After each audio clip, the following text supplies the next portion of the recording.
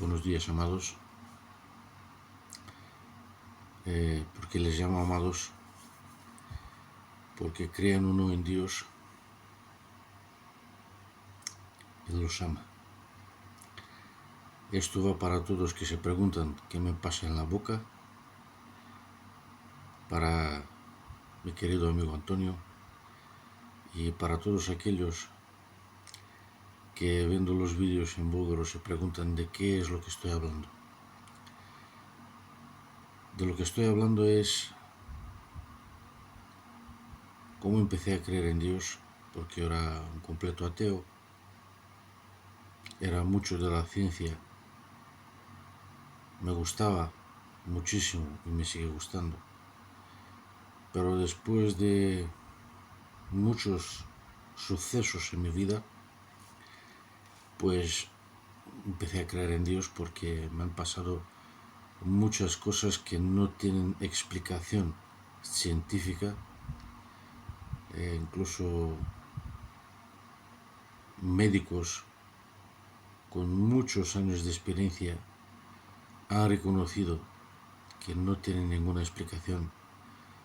Incluso ellos mismos me lo dijeron más de una vez, en más de una ocasión, que lo que me está pasando es un milagro. Entonces voy a remontar un poco tiempo atrás. El año 2014, entre 2013 y 2014, cometí uno de los errores más grandes en mi vida, me divorcié. ¿Por qué empiezo el relato desde ahí? Porque hay muchos más sucesos, muchas más cosas me han sucedido, pero los más serios empiezan por esta época.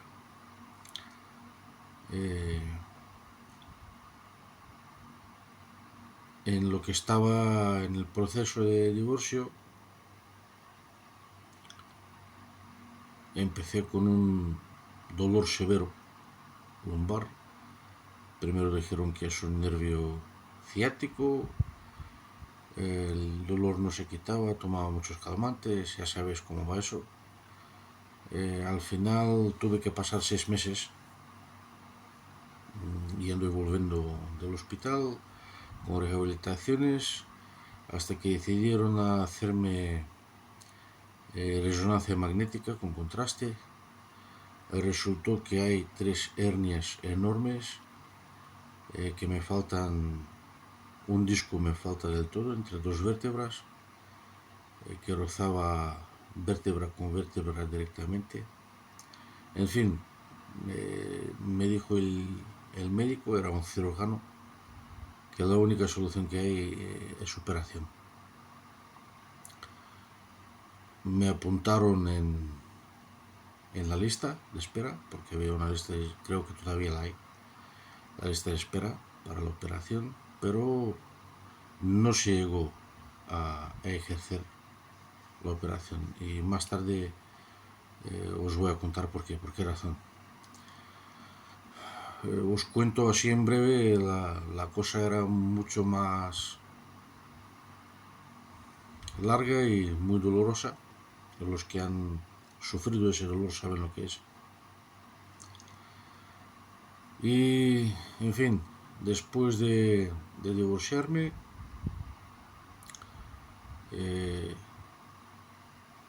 acepté a Cristo porque estuve un par de años vagando, porque muchos de vosotros han pasado por un divorcio, saben lo que es, saben los sentimientos, los pensamientos, todos los rompecabezas y volver en el pasado.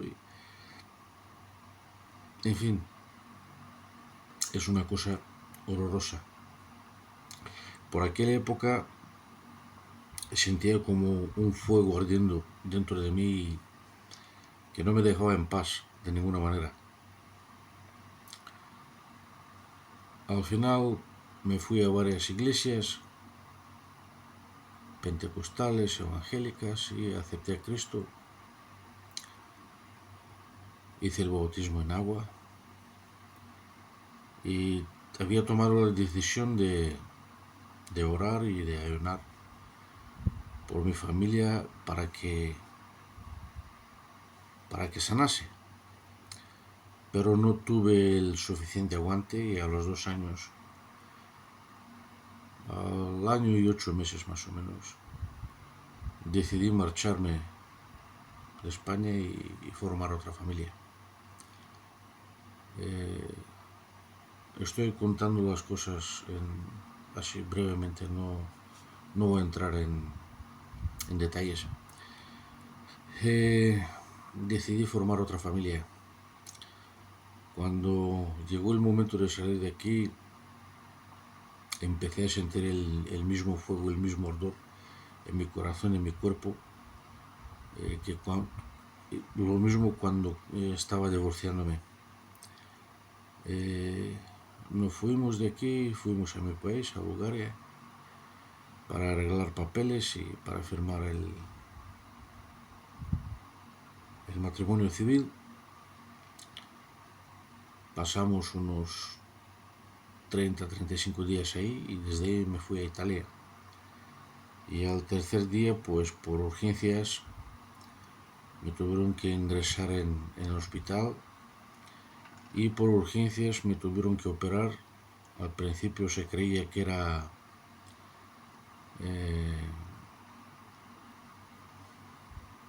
no sé cómo se llama en español, cuando el apendicitis se pincha, peritonitis. Al principio que era una peritonitis, pero cuando empezaron a hacer los exámenes y las pruebas y todo lo demás, resultó que tengo en el intestino grueso múltiples tumores que tapaban el intestino y no permitían que se vaciase el estómago. Y llega el médico y dice, después de hacer más de 4 horas pruebas y exámenes, al final me hicieron también el TAC con contraste, un montón de pruebas. Y llega el médico y me dice que si no me cortan un trozo de unos 70-80 centímetros del intestino grueso, pues no voy a sobrevivir. En fin, me operan, me despierto el día siguiente en la habitación con otra persona que también la habían operado de algo parecido. Y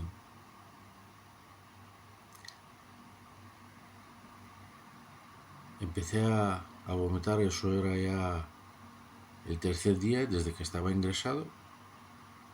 Empezó un vómito terrible. Antes de eso me habían metido una sonda en el estómago para vaciar todo lo que había dentro. Cogieron análisis de los líquidos, cogieron del tejido para que se examine los tumores y tal. Empecé a vomitar una sustancia verde de un color verdoso, amarillo, muy maloliente. Y los doctores no comprendían de dónde sale el líquido porque tenía el estómago vacío, no había comido nada, o sea, no había ingerido absolutamente nada. Todo era por vena, todo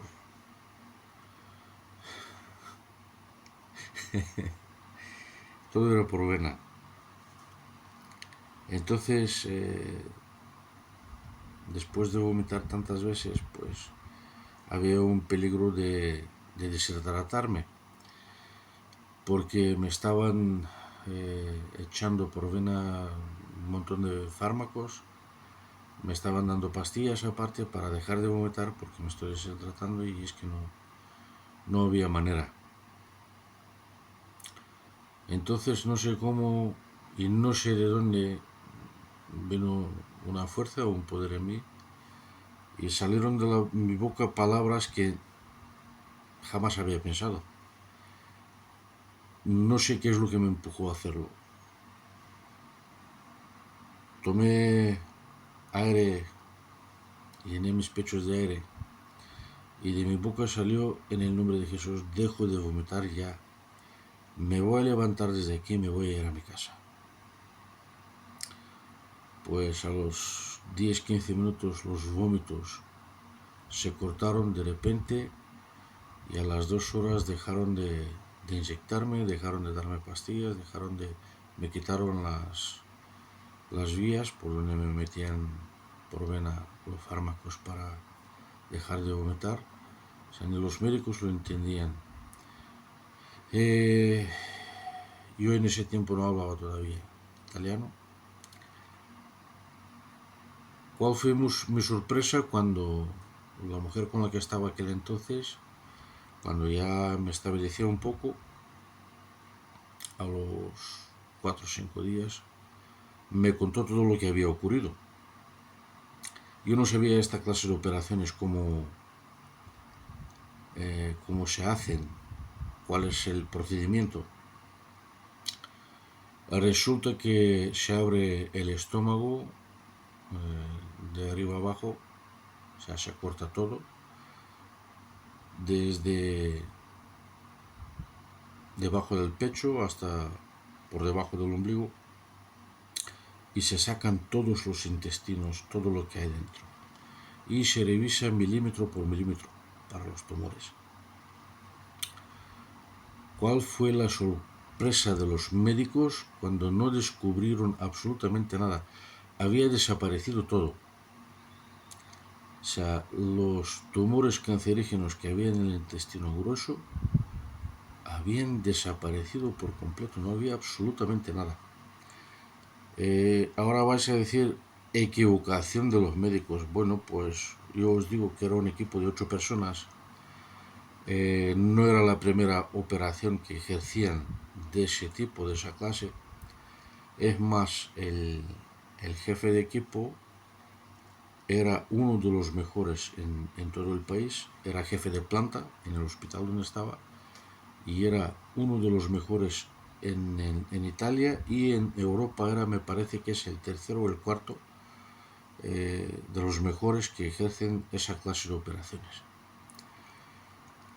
Vamos, que no había ninguna equivocación de lo que había dentro de mí. Y ahora diréis, pero ¿cómo desaparecieron? Bueno, pues en cuanto me diagnosticaron, todavía estaba fuera en urgencias. La mujer con la que estaba, un ser precioso, pues empezó a orar. Vino otra amiga nuestra que se unió a las oraciones, a las plegarias.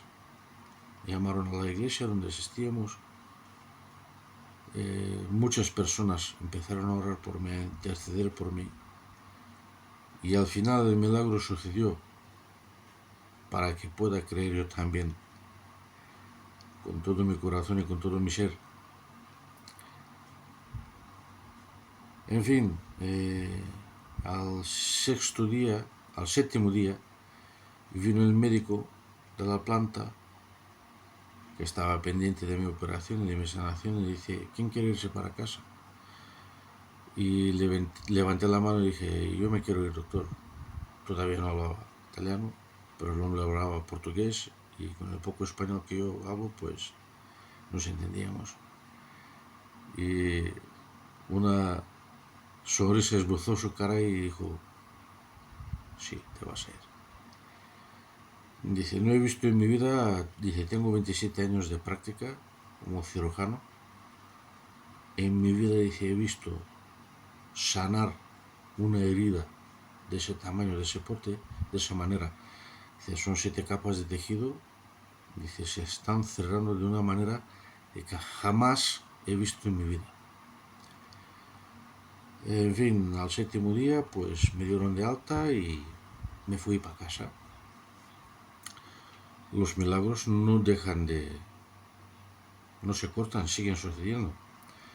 Al segundo mes ya tenía toda la herida cerrada, pero en la parte baja me faltaban como 7-8 centímetros para que cerrasen del todo. Y el médico que me estaba llevando, porque iba 2 veces a la semana a cambiar las vendas, el vendaje, y revisar la herida, pues me dice, seguiremos vernos bastante tiempo, porque dice, esto tarda en cerrar, en curarse, y dice, tela. y esto era un jueves. Pues el sábado o el domingo teníamos culto, me iba la mujer delante del pastor, le cuenta lo que me pasa, ya todos sabían, ¿no? Pero le dice que en la parte baja la herida no quiere cerrarse. El pastor impone su mano, empieza a orar. Esto es el fin de semana. El martes tengo que ir otra vez a cambiar el vendaje. Pues no hacen más que quitarme las vendas y el doctor se le abrieron los ojos literalmente así. Cuando vio la herida, pues yo ya presentía lo que ha pasado. Y le dije, ¿qué pasa, doctor? Ya había empezado a chaporear italiano. Y me dice, bueno, pues has terminado con las visitas aquí. Dice, no voy a volver a verte, excepto si quieres pasar por aquí a tomar un café conmigo. Digo, siempre con mucho gusto, doctor. Y así la herida cerró. ¿Por qué os estoy contando todas esas cosas? Porque yo tampoco creí en Dios hasta que se me manifestó de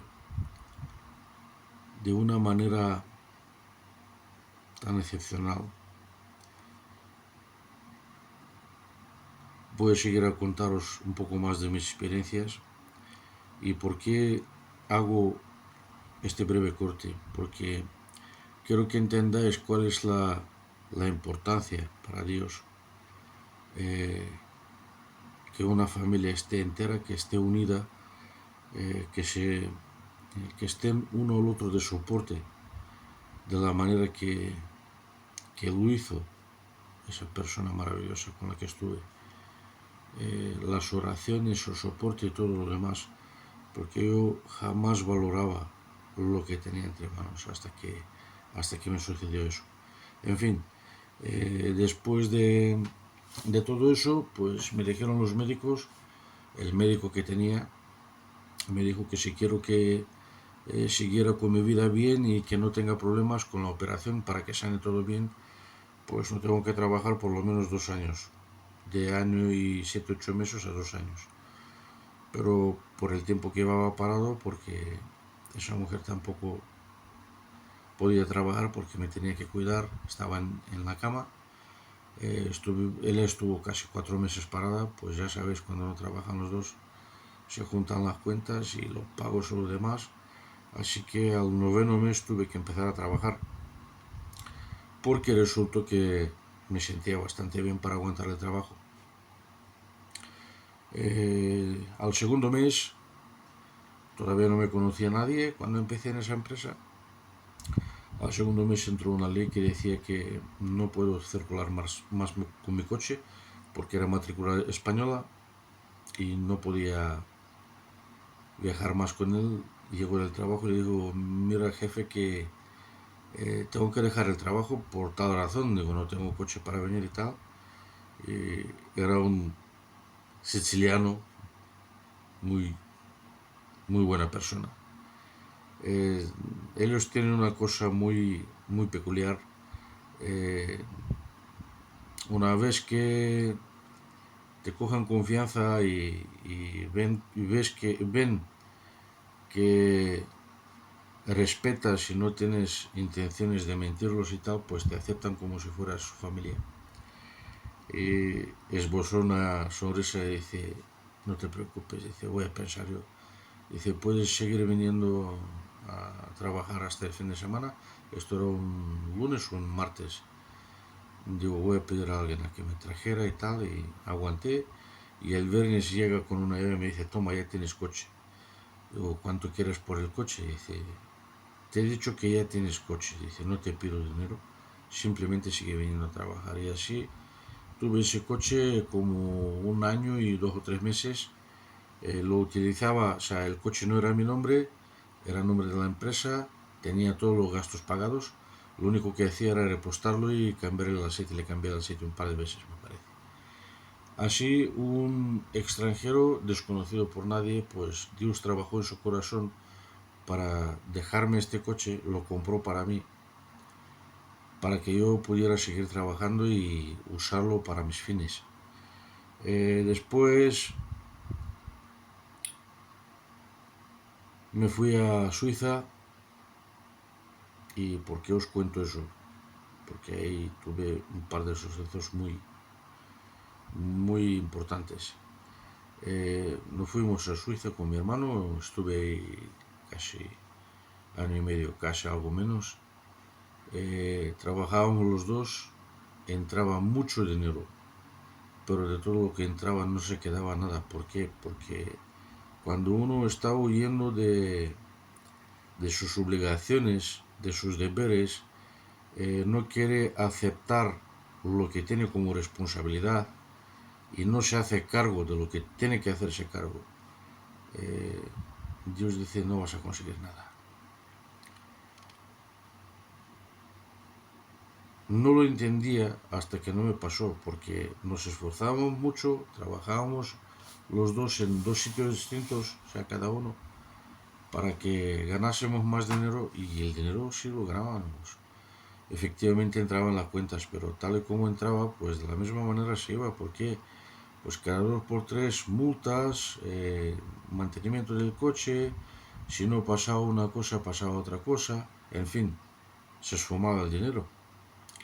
Hasta que un día, pues, se nos habían juntado muchas cosas, habían aumentado mucho las deudas y a las 4 de la mañana me parece que era así, estaba yo sentado ahí en la cama porque ya trabajábamos con un coche, el segundo coche lo teníamos que devolver porque no podíamos hacer más frente a los pagos y eso.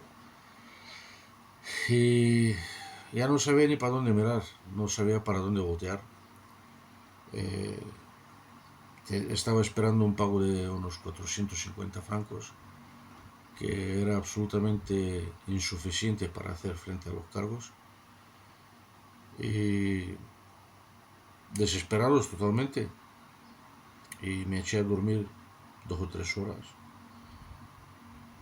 Y cuando desperté, abrí la aplicación del banco y ¿cuál era mi sorpresa? Un montón de dinero que no tenía que cobrar de ninguna manera, de ninguna parte.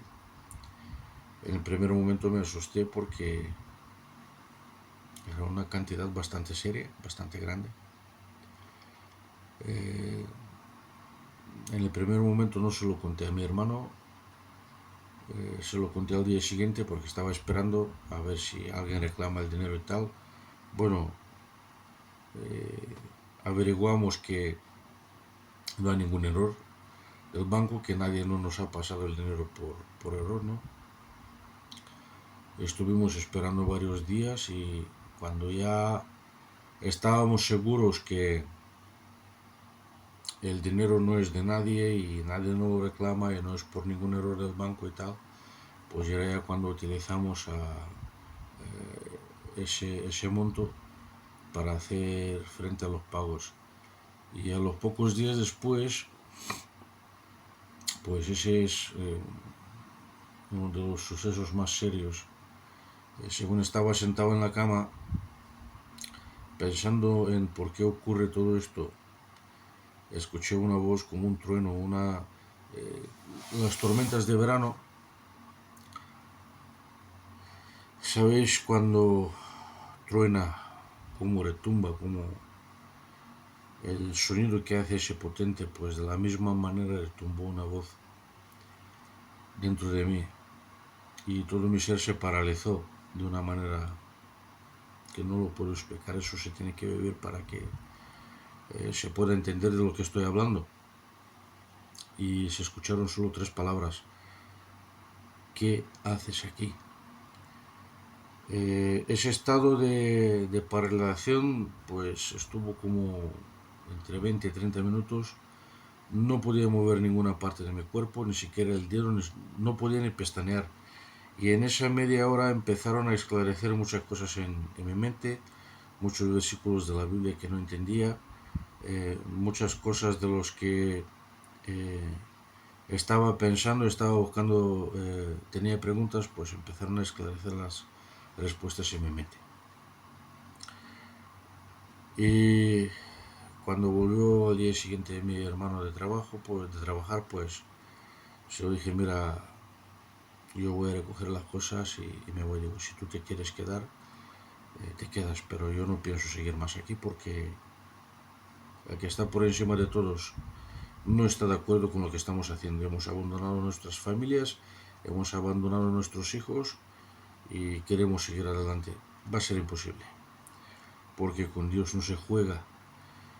Nadie puede ir contra su voluntad, nadie, porque la gente que no cree puede decir lo que le dé la gana. Yo le aseguro que contra su voluntad no puede ir absolutamente nadie. Se le cierran las puertas, empiezan problemas con la salud, empiezan problemas en sus relaciones y se va todo a la ruina. Y es capaz uno de entrar en un bucle que se repiten las cosas, se repiten, y uno no es capaz de entender, si no Dios no abre su mente, no es capaz de entender qué es lo que sucede. Mi hermano, cuando le conté todo lo que me había pasado, dijo, no, dice, yo también veo que las cosas no van bien. Así cerramos lo que tenemos que cerrar y nos marchamos. Ahora quiero retroceder un poco más en el tiempo. Cuando tenía unos 20 años, trabajaba en mi país, no era creyente, no creía absolutamente. Vivía una vida de excesos y ya sabéis, con 20 años. Esto porque os lo cuento, porque quiero que entendáis que de la manera que existe Dios, de la absolutamente misma manera existe la oscuridad, los demonios y todo lo demás vienen en un pack. Ya les digo, por aquella época no sabía nada de Dios. No es que no sabía, no creía. Creía en mí, creía en mi fuerza física, creía en mi potencial, porque era lo que se me enseñó. Yo puedo, yo sé. Mi ego, que era enorme, estaba durmiendo después del trabajo. Trabajaba también como camionero. Estaba exhausto porque era verano, muchísima calor, aparte muchas horas de trabajo. Pues llegué, me eché a dormir y de madrugada, entre las 2 o 3 de la mañana, no estaba ni dormido ni despierto, una sensación muy rara. Abrí mis ojos, estaba como paralizado y en mis pies vi como una sombra, estatura de una persona adulta, casi 2 metros,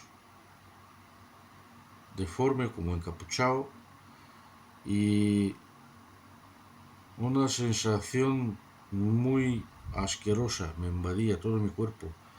Miedo, pero un miedo que helaba todo mi cuerpo. Estaba como helado. No podía moverme absolutamente nada. Es totalmente distinta de la sensación cuando me invadió la voz de Dios. Porque esto era una cosa asquerosa, una cosa que no se puede soportar de ninguna manera. Bueno, pues tal como estaba paralizado, no me podía mover de ninguna manera. Estaba intentando gritar, pero mi boca no se abría, me costaba hasta respirar. Bueno, pues en mi mente apareció un nombre. Y fijaros que no quería saber nada de Jesús. Pues en mi mente apareció un nombre, Jesús. La primera vez cuando lo pensé, pues sentí como un alivio. Empecé a respirar un poquito mejor. Y cada vez que repetía ese nombre, pues cada vez respiraba de mejor manera. Hasta el punto que pude abrir mis labios y no lo pude ni decir en voz, lo susurré, Jesús. En ese instante todo se disipó, todo desapareció, la sombra, desapareció por completo, esa sensación de paralización también desapareció, ya mi cuerpo empezó a volver a la normalidad. Muchos años no entendía qué me había pasado, Y después, muchos años después, ya entendí que cuando estoy orando y cuando estoy buscándole, lo tengo que hacer en voz, no en mi mente, porque en la boca tenemos un poder tremendo. Podemos revivir y podemos matar con lo que estamos hablando y con lo que estamos diciendo cuando nos estamos dirigiendo a nuestros familiares, a compañeros de trabajo, etcétera. En breve, estos eran testimonios que os he contado de mi vida. Tengo muchísimos más, pero no quiero entrar en detalles para no perder el tiempo. Y ahora quiero hablaros un poco de las cosas que empezaron a esclarecer en mi mente después de escuchar la voz de Dios, porque son cosas importantes. Por la manera que vivimos, pues nuestra vida se va muchas veces a la perdición. Primero quiero explicaros qué es lo que he esclarecido en mi mente, qué es la familia para Dios, qué es una familia para Dios, qué es la mujer y el hombre, la importancia de eso en los ojos de Dios. Y así nos vamos en Génesis 1:27. Y ahí dice su palabra: y creó Dios al hombre a su imagen, a imagen de Dios lo creó, varón y hembra. Entonces, los dos son hechos a su imagen, no solo el hombre, no solo la hembra. Varón y hembra los creó. Los dos representan su imagen, no por uno por sí solo, sino los dos juntos representan la imagen de Dios. Me vais a decir cómo. Como sabemos, Dios es creador, crea vida. ¿Es posible que un hombre por sí solo o una mujer por sí sola crear vida? No, tienen que estar los dos para crear vida, los hijos, la descendencia. Después nos vamos en Evangelio de San Mateo 19,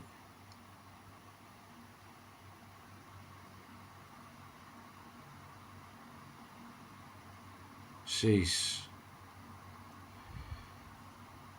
Y ahí dice Jesucristo: así que no son ya más dos, sino una sola carne.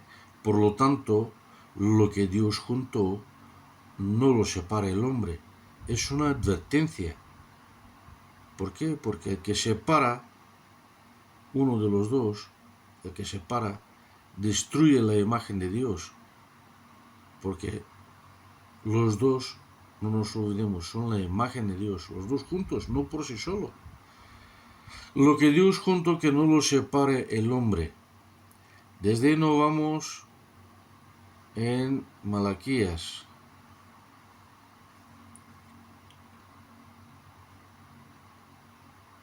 2:14. Y dice Malaquías: mas diréis, ¿por qué? Porque Jehová ha atestiguado entre ti y la mujer de tu juventud, contra la cual has sido desleal, siendo ella tu compañera y la mujer de tu pacto. Ojo al dato: no hizo él uno, habiendo en la abundancia del Espíritu. ¿Y por qué uno? Porque buscaba una descendencia para Dios. Guardaos pues en vuestro espíritu, y no seáis desleales para con la mujer de vuestra juventud, porque Jehová Dios de Israel ha dicho que aborrece y el repudio. Y aquí quiero enfatizar un poco en esto, porque ¿acaso no podía Dios, de la misma manera que creó a Adán, a crear a Eva, coger un trozo de barro, esculpirlo y insertar su espíritu en él? Es lo que dice aquí. No, él tomó del costado de Adán. y creó a Eva para que sean los dos una sola carne, para que sean dos un solo ser, un espíritu. Desde ahí nos vamos en el Nuevo Testamento, en 1 Corintios 11. Y ahí dice el apóstol Pablo: pero en el Señor ni el varón es sin la mujer, ni la mujer sin el varón. Entonces, delante de él, delante de sus ojos, el que haya formado una familia no puede presentarse delante de él uno sin el otro. Están los dos. Deben de estar los dos juntos. Si quieren sus bendiciones, si quieren su protección, tienen que estar los dos, no separados. Aquí mucha gente va a decir, bueno, pero es que Jesús dijo lo de la carta de separación y tal y cual. El otro día escuché a un pastor que decía, no, es que si hay maltrato y su vida peligra, pues no le voy a decir que se quede, o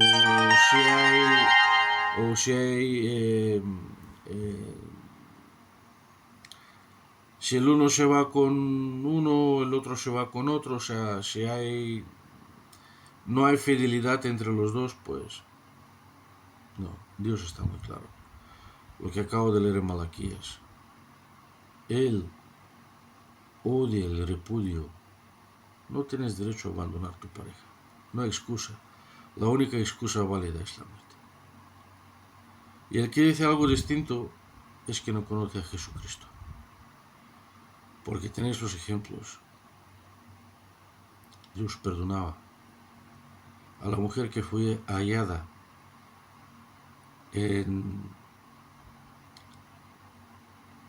no me sale la palabra, en el adulterio. ¿Qué hizo Jesús? La aborreció. Buscó al hombre con el que había cometido el adulterio, no.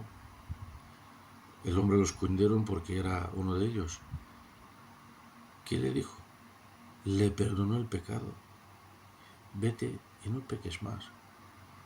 El que dice que es permitido el adulterio, permitido el divorcio por el adulterio, no conoce a Dios. No lo conoce. Y el que dice que sí, pues tendrá sus consecuencias. En fin, volvemos a lo que estaba contando. Ahora la gente se va a preguntar, bueno, ¿y por qué las familias están tan destrozadas? ¿Por qué no hay entendimiento entre los dos? ¿Por qué no el amor se termina tan rápido y tal? ¿Por qué? Porque pues no se busca a Jesús, no se busca a Dios con todo el corazón, con todo el entendimiento, con todo el poder de la mente. El primer mandamiento no se cumple. Esa es la principal razón. Pero especialmente porque las familias están perseguidas de esa manera por el diablo y por sus secuaces. Pues eso lo vamos a entender rápidamente si vamos a Génesis 3:15. Y ahí dice, ahí habla Dios: y pondré enemistad entre ti y la mujer, y entre tu simiente y la simiente suya, esta te herirá en la cabeza y tú le herirás en el calcañar. Entonces, aquí está hablando el Padre, aquí está hablando, algunos lo llaman Yahweh, Jehová, aquí está hablando el Padre. Y está hablando la serpiente y le dice que pondrá enemistad. Eso es una cartina profética para la iglesia y tal, ¿no? Pero si lo miramos directamente en la realidad, es una enemistad entre la descendencia de la mujer. Entonces, ¿qué autoridad da a una familia Dios que totalmente va a desbaratar los hechos del diablo? Porque dice, este te herirá en la cabeza. O sea, la descendencia de la mujer le va a machacar la cabeza. Los hechos del diablo pueden ser deshechos por una descendencia que cree en Dios. Y como Satanás sabe eso, pues hace lo máximo que puede para destrozar familias. ¿Cómo? Esto lo vamos a mirar otra vez, porque no quiero alargar mucho el vídeo. Si vamos a 1 Timoteo 2:15,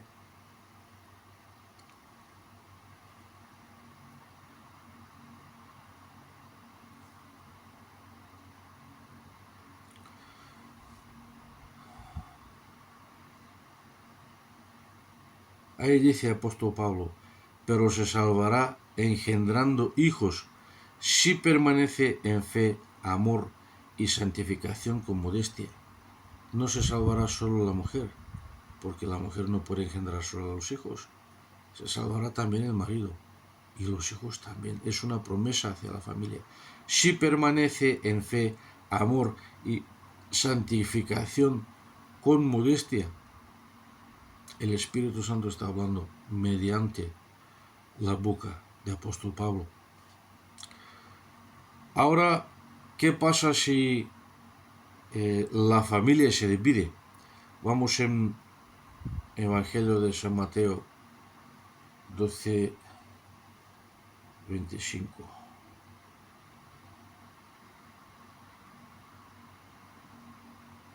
Y dice Jesús, sabiendo Jesús los pensamientos de ellos, les dijo, todo reino dividido contra sí mismo es asolado, y toda ciudad o casa dividida contra sí mismo no permanecerá. Ojo al dato, casa dividida contra sí misma no permanecerá. O sea, la caída es inminente. Todo lo que viene después es inminente.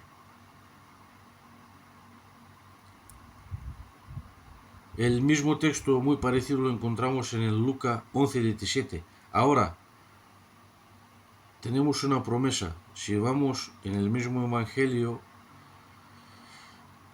24:13.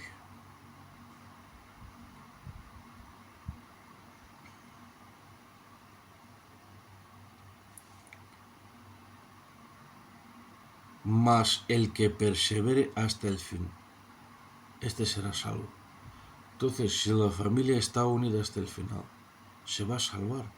Sí, sé que hay gente que no cree en todo lo que estoy hablando, pero yo he vivido muchos sucesos que me han demostrado que Dios es vivo, es vigoroso. Todo lo que ha dicho, aunque hayan pasado más de 2000 años, Él es el mismo, ayer, hoy y para siempre. Él no cambia. Cambiamos nosotros porque somos humanos, pero Él no cambia. Todos sus hechos, todos los dichos, todo lo que ha salido de su boca es la verdad absoluta. Ahora tenemos un don de cambiar las cosas tal como a nosotros nos parece, pero con mucho que intentemos a cambiarlo, su verdad no cambia. Por eso nuestra vida es muchas veces tan desdicha. Por eso muchas veces fallamos, porque no buscamos su opinión, buscamos la opinión de las personas, y muchas veces personas que no tienen nada que ver con nuestra familia. Entonces, es un resumen que he hecho de los vídeos que he publicado en mi idioma en búlgaro, para todos aquellos que no hablan, para que puedan entender más o menos de qué estoy hablando en mis vídeos, para que no se extrañen. Creo que brevemente he conseguido explicaros el significado de la familia a los ojos de Dios, de que permanezcan unidos el marido y la mujer, su descendencia como tiene que ser. Más en los siguientes vídeos, porque seguiré haciéndolo en búlgaro, seguiré haciendo lo mismo en español de vez en cuando, para que los que quieren ver y los que quieren escuchar pues puedan entender de qué estoy hablando y qué es lo que estoy haciendo. La próxima vez seguiremos viendo, voy a seguir compartiendo todo lo que he aprendido. Y ahora me podrías decir, bueno, ¿y por qué lo estás haciendo? Tus creencias son tuyas. Sí, así es. Pero todo este proceso que he vivido he visto los...